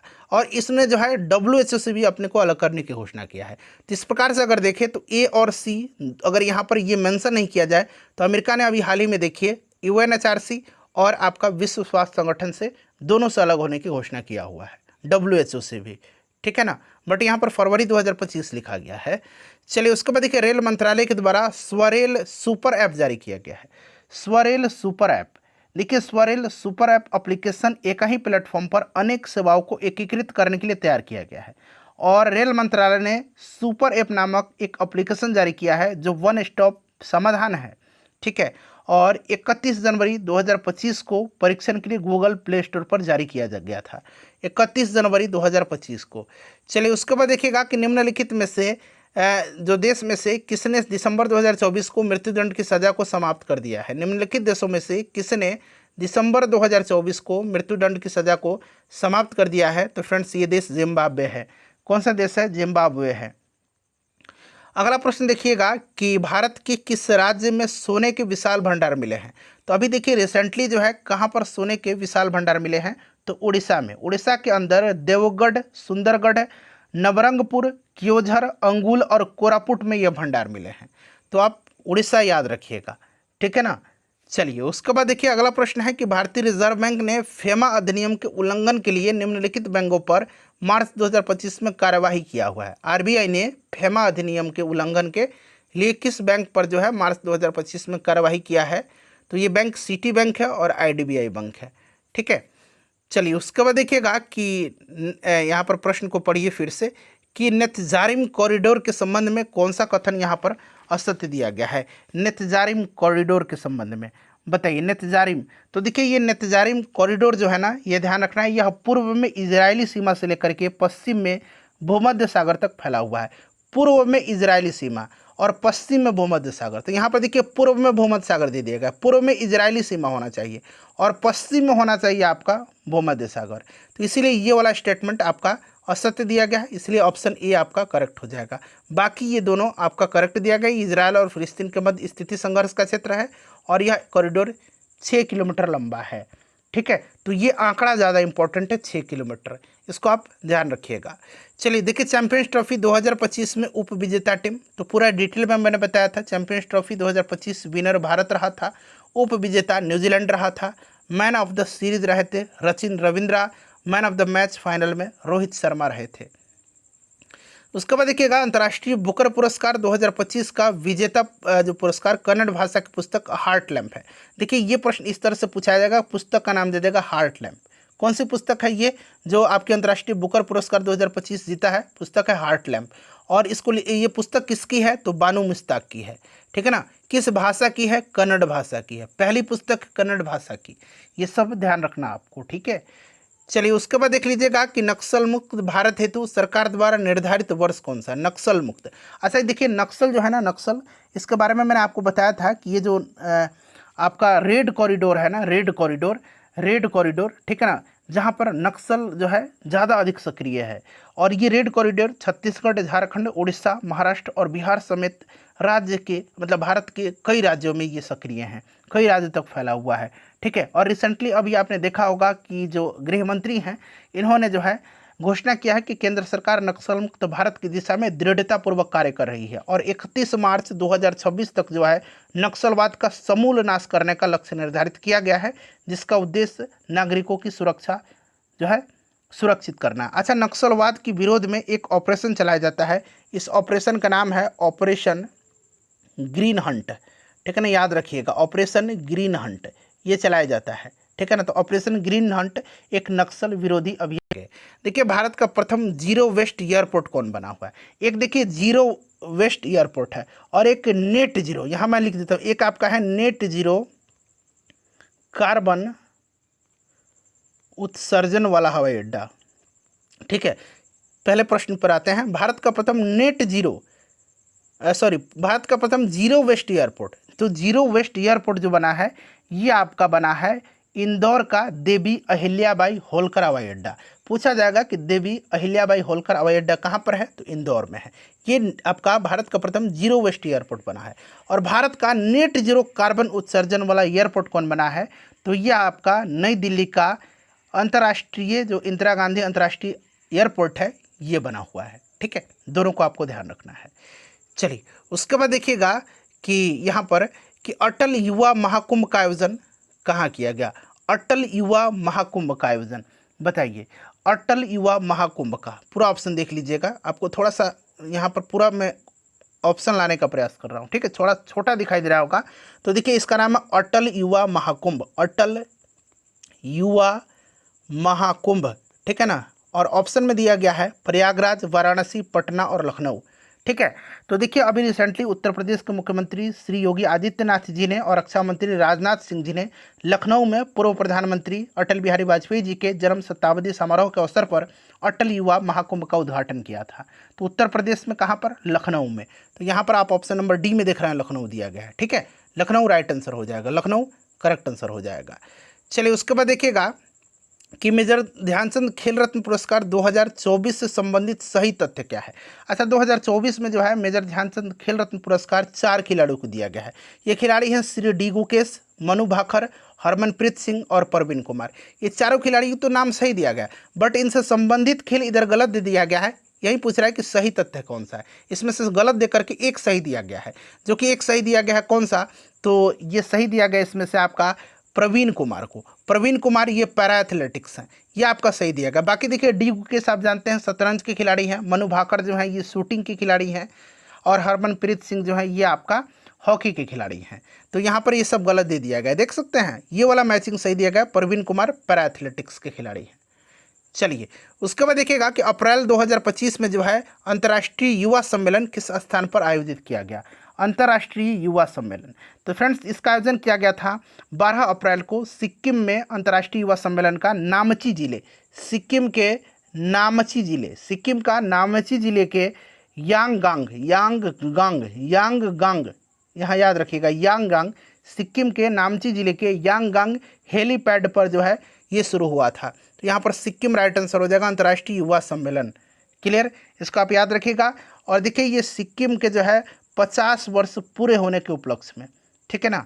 चलिए उसके बाद देखिए अगला प्रश्न है कि इनमें से कौन सा राज्य नीति आयोग के वित्तीय स्वास्थ्य सूचकांक में शीर्ष पर रहा है।